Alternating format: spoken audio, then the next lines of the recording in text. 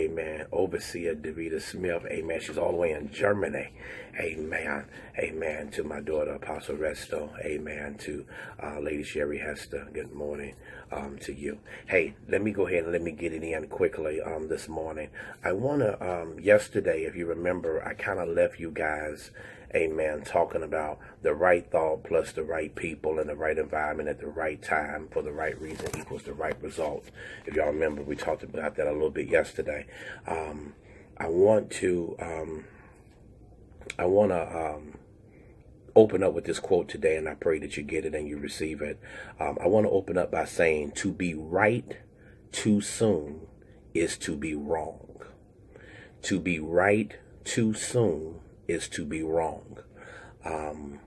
Once you actually have the right people in your life and they help stretch your thoughts, you need to find the right environment to expand them. I want to say, coming straight out of the gate to you this morning, that the right environment is to really be valued. You got to be in the right environment to make sure that your ideas are able to flow freely, and that you have fresh sets of eyes that you can actually look and make sure that things are the way that God has given you to envision them. I like being in the right environment because when you're in the right environment, your ego is immediately checked at the door. When you're in the right environment, you are encouraged by the questions that you ask. You all have heard me say for years that the answer to life is in the questions that you ask. In the right environment, your ideas can actually be stimulated, and your thinking actually generates teamwork. I love being around around brilliant minds, and being in a room with people who really have a mindset to really want to grow and expand. I love to be in a room with either myself that have an idea or people who have ideas and can come into a room and collaborate and know how to come together and bring greater dimension to what it is that a person is trying to build. That is like the most amazing thing that you could ever have happen in your space. Now, let me say something to you about an idea. An ideal is very fragile. So they're fragile things when you first let them see light. Okay, so if you try to implement them too early, or you try to bring them or introduce them while there's a bunch of naysayer versus supporters, they'll kill your idea. You must understand your idea will never survive if you're in the room with frugal people who do not want to see whatever you're trying to implement manifest.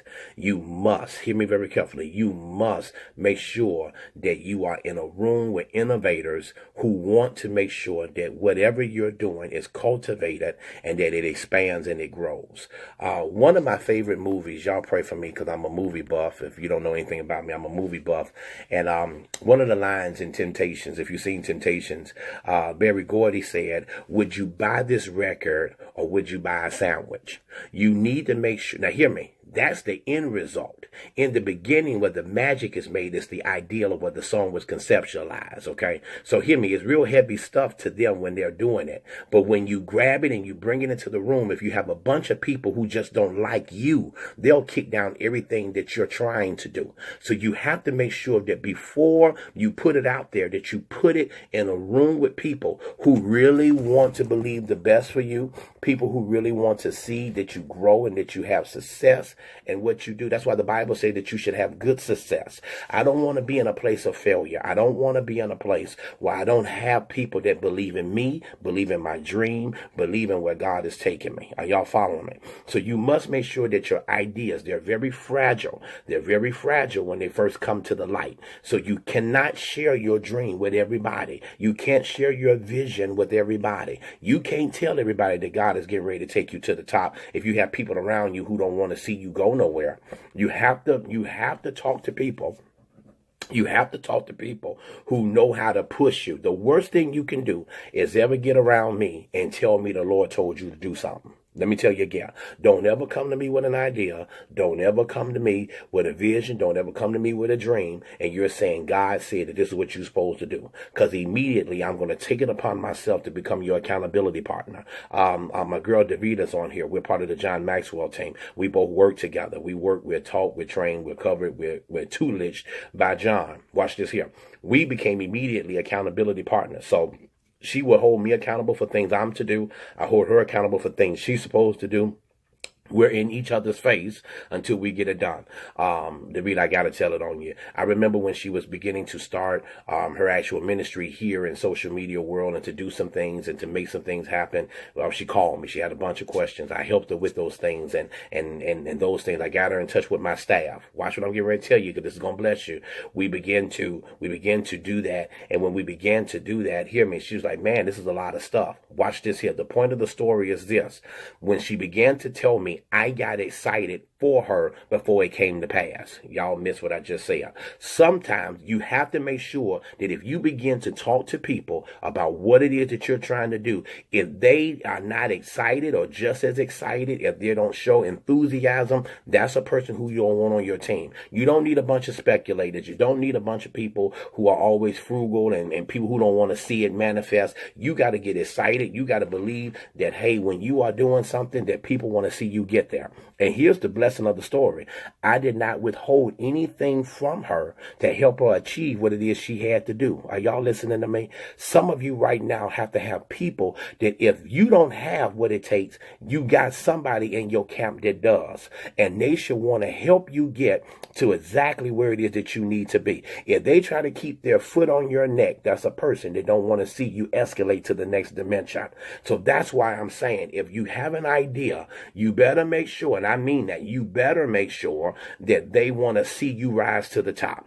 I'm telling you, if they don't, do not tell them anything else. You must make sure that you are walking into the place that you need to be. You have to make sure that your idea is in a room full of innovators, a bunch of people that want to help you implement, people that want to help you create, people that want to help you strategize, that want to help you nurture. Amen. You want to make sure that you're doing that. You want to make sure that your idea is able to breathe and not be caught in the chokehold. All right. So every thought, write this down. Every thought has the potential to become something great. Every thought has the potential to become something great. When you find a place to stretch your thoughts, you find the potential to give it an actual chance to let it go as far as it can go. Sometimes that thought is merely a springboard to the great idea. Living on Purpose Ministries. I'm telling you now, and if you don't, I want to help y'all real quick. Overseer Davita Smith, she comes on Facebook Live. She can give you her information. I'm telling you, amazing. She's in the Word. She's giving you scriptural foundation. She's giving you the great keys to live by, spiritual principles, because that's what we do. Hear me. A lot of people won't get on Facebook. They won't even tell you about somebody else's stuff. They won't tell you about nobody. See, hear me. This is about us growing together as a kingdom. Hear me. She's not up under me. I'm not an overseer. I'm her brother. And when I'm her brother, watch this here. I cared more about seeing her successful than I cared about somebody trying to just be somebody that I can call somebody's daddy or daughter. Are y'all listening to me? And a lot of us, when you have an idea, you have to want to help people water that idea. I am that person. Hear me. I'm going to tell you who I am, because some of y'all will never give me your idea after today. You give me an idea. Here's what I'm going to do.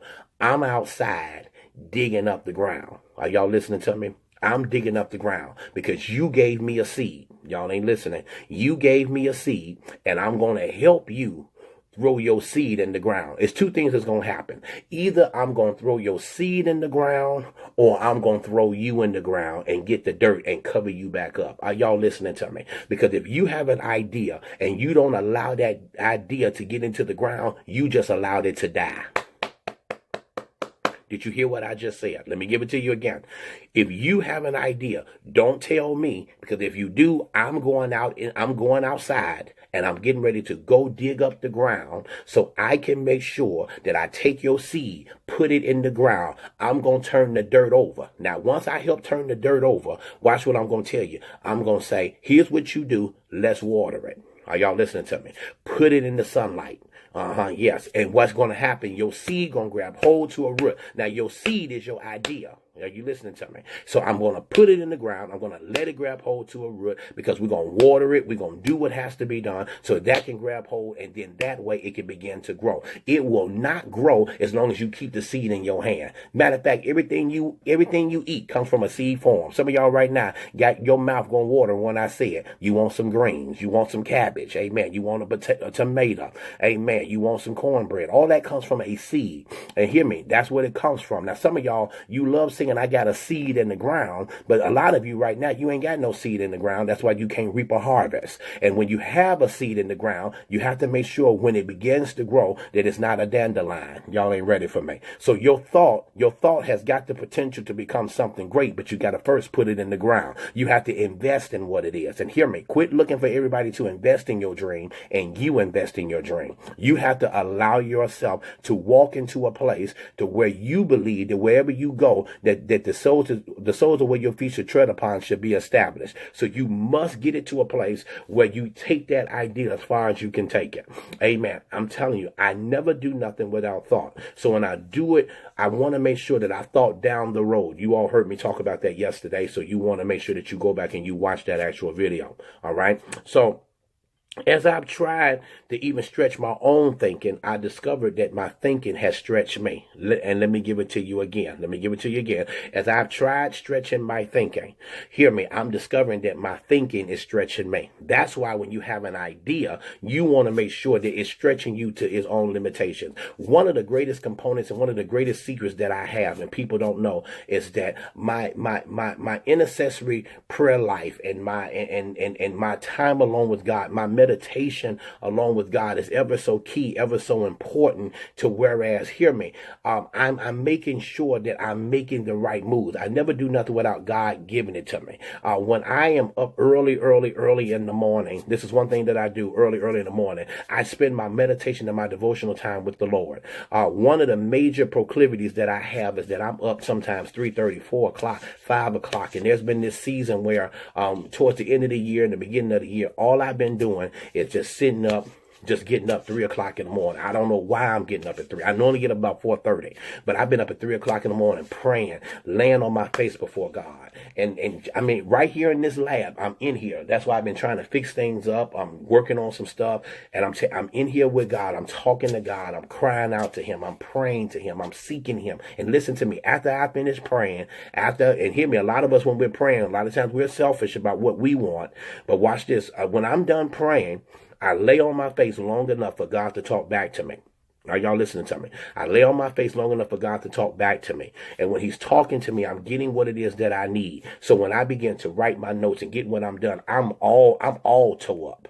I'm all toe up. Why? Because I know God is working through me to do something. This is where a lot of my thoughts come. Right here in this room. If I showed you this room, it used to look like, I'm telling you, this room on any given day, it looks like a whirlwind. People know not to come into this room. They know. I'm the only one to know what goes on in here. When people are in here, you can move a paperclip and I know that you moved it. Because hear me, everything in this room, it got a bunch of ideas. It got a bunch of concepts in here. This is where everything comes. Right in this room here. If it's not here, it's when I'm 38,000 miles up in the air. When I'm above the clouds, I'm telling you, sometimes I think I'm on my way to heaven and I'm so glad. World can't do me no harm. But there's sometimes God said, no, I got to bring you back down because He gives me ideas. And this is where I'm a trendsetter. This is where I'm a trailblazer. These are the places where God give it to me. So when I stretch my thinking, I'm discovering that my thinking is actually stretching me. And I'm telling you, when God stretches me, He puts me into a place to help me grow beyond my own limitations of what I believe. All right. Write this down as I get ready to close. Great ideas need landing gear. Great ideas need landing gear as well as wings. All right. Great ideas need landing gear just like it needs wings. Any idea that only remains an idea doesn't make any impact. Can you write that down, please? Any idea that remains only an idea doesn't make any impact. The real power of an idea, let me say that. The real power of an idea is when you actually find a place to land your thoughts with others where they can be implemented. as long as your plan is in the application phase. When your plan is in the application phase of the thinking process, I'm telling you, God blew my mind with this. You need to land your ideas first with yourself. All right. People will buy into your idea after they bought into the leader who communicates them. Man, I wish y'all heard it. So hear me. Let me say it to y'all again. You might want to write that down. People, the reason why some of us are not where we need to be, the reason why some of our leadership